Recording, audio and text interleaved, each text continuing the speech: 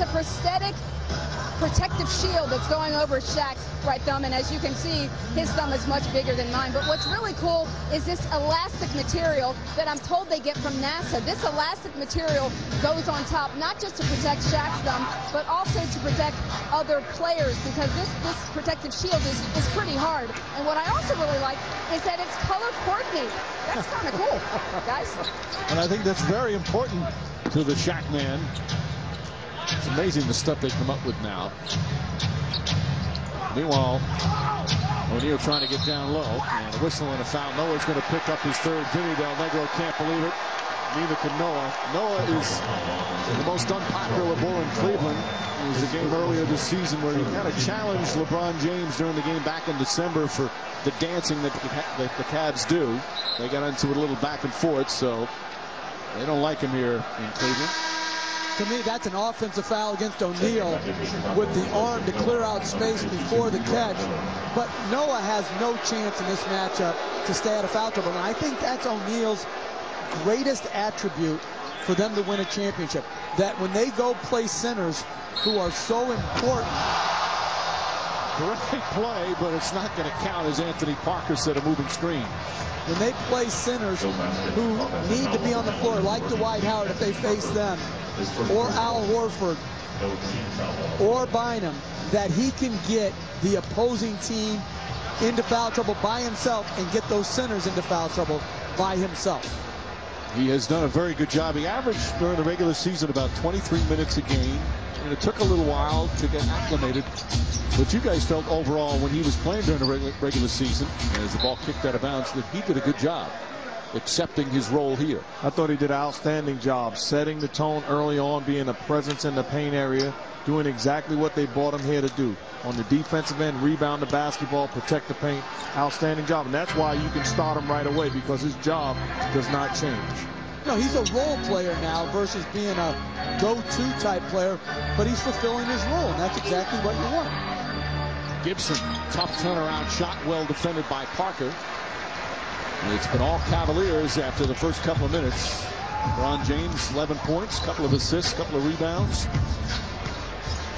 Bergeron now posting up, and Gibson is upset. That's 3 on Gibson, 3 on Noah. So 2 starters in the Bulls front court in foul problem. But I think that may bring them to a better, different lineup, in that I think you need to put scoring on the floor. And I would think about moving Dang to the 4, so it's a harder cover. Yeah, they have just 28 points right now with under 5 minutes of play in the half. O'Neal against Miller. Short. Miller had it. Look at Bergeron, just every single play going after it. Heinrich, night pass inside. Gibson blocked from behind by James. Parker backs a 3. And here comes Rose. Rose, the burst of speed, up and under. Boy, is he fun to watch. As was James' defense down the other end. 16-point game as we come up on the 4-minute mark. LeBron James has done a lot of those chase down blocks. Didn't chase far down that one. As O'Neal, that's going to be an offensive foul. Brad Miller takes the charge, first on O'Neal. Let's look at a couple of those superb plays. Getting it done defensively. LeBron not giving up on plays. Gibson thinks he has an uncontested dunk. James, get it out of here. Big time defense. The timing is perfect. Gets the crowd fired up as well. And there are guys in this league that can make that play, but foul, not allowing a dunk. That's perfect timing, coming up with a block and not foul. Miller gets the open look. That's his first field goal. They could use Miller in that outside game. And I think they need to try to match up Miller's minutes with O'Neal's minutes, and then have a four-man on the floor that O'Neal can't guard either. So try to put him in pick-and-roll situations. Listen, this is a hard matchup to begin with. They're going to struggle, but you've got to at least try to take advantage of what a guy can't do as well. Luol Deng lines it up, knocks down the jumper, his third field goal. I think that's what they're going to need more of. Derrick Rose pushing the ball, making plays. That time he puts Dang in position to knock down a shot. And James is fouled. He'll go back to the free throw line. With 3:11 remaining in the second. Dang picks up his first. There's Mike Malone, valued assistant. Mike Brown. You know what he just said to him? That guy is really good. Keep giving him the ball. Leave him in the game.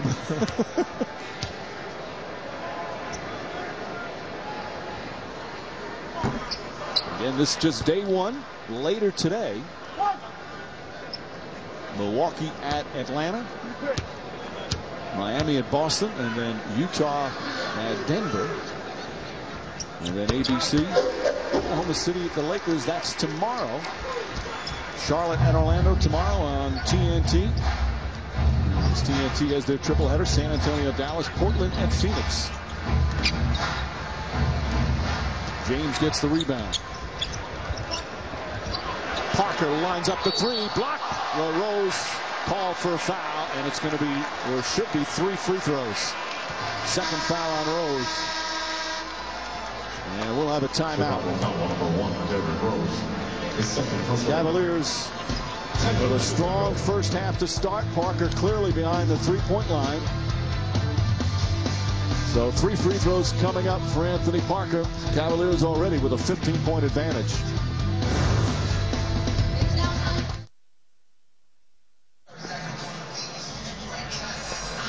Happy Town series premiere is Wednesday, April 28th at 10 Central on ABC. It's about a small town with big secrets. Mystery is about to be unearthed. Welcome to ABC's Happy Town. Don't let the name fool you. Here in Cleveland, the fans have been happy all season. Another great year for the Cavs and a very good start. The pick and roll working wonders early, Mark. Really doing a great job of understanding how they're hurting the Chicago Bulls when they have the basketball. Has been pick and roll. You talk about guys making plays, not coming off looking to score, but reading the defense time and time again, whether it's for the jump shot, the slasher to the hoop, pretty floater from Jamison, great reads all game long in pick and roll situations. And when you're unselfish, other guys are allowed to flourish. You see 3 guys, Jamison, James, and Mo Williams, scoring the basketball, rebounding the basketball, shooting quality percentage from the field.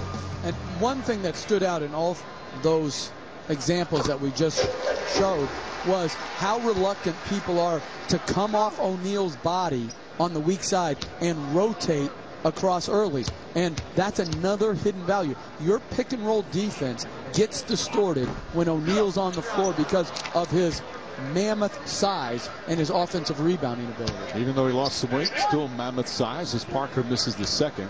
Anthony Parker, Kobe Bryant said when the Cavaliers signed Parker to a 2-year free agent deal, that's the under-the-radar move of the offseason. Parker's a good role player, 7th year in the league, first year at Cleveland, but he was a star in Europe. Didn't cut it in the NBA when he first came out of Bradley. Went to Europe, and for 6 years, especially in Israel, had a terrific career there. And now is a very integral part of this Cavaliers team. He's the brother of Candace Parker, one of the top women's players in the world. And Warwick throws it down. And again, putting O'Neal into pick and rolls with guys who can stretch the defense and shoot it. That time he was matched up on Warwick. James has Dang on him. Good extra pass. Mo Williams has been hot early. Not that time. And Luol Deng grabs the board.